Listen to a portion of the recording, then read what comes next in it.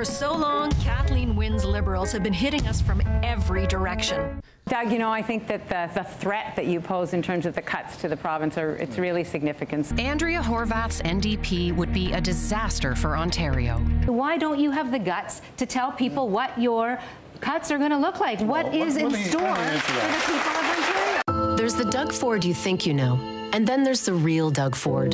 You have more scandals and political corruption than any government in history. Well, that's just a taste of the election campaign so far. And to talk more about it and the special mudslinging that's been going on to date, here's pollster John Wright. Politics is usually a nasty sport when it comes to elections, no question about it. But what's happened this time is something we've never seen, and that is data mining on social media, people's individual Facebook posts and things like that. And you can tell that the NDP were trying to shut down as many of those sites as possible when they realized what the Tories were starting to do. But it's a tactic now because it goes in three directions. Number one is you're having a couple of people from the party come out and say, you know, this is what somebody was wearing or what they said or they did up to 12 years ago. And then the next thing you know is that the leader is being asked to respond to that, which gives it more hype. Momentum. And then the next thing is that we're finding it in literature, online ads, and now in radio commercials. And those small pieces are being made out to define the party. So it's something that's new, but it means that if you're a political candidate and you've done something and kept it online from university, you better be careful. You better be careful.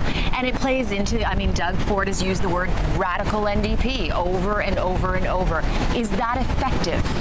Well, it is more so for his own people. And we've got some tight fights, one of them being in the 905, certainly.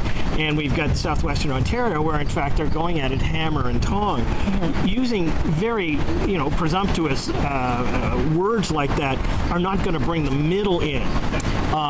But what's happening now is very interesting. You get an ad campaign in Toronto where the Tories really haven't got anybody downtown, and you start to say, well, why are they attacking the NDP? And what it's doing is it's taking soft Liberals and moving them back to the Liberal Party so that split the vote. The NDP vote comes down across the board, and they are able to go up the middle. So there's a lot of tactics behind what's going on. And watch for those attacks to continue in the dying days of this campaign. And John Wright will be joining me on election night. He will be one of my panel members.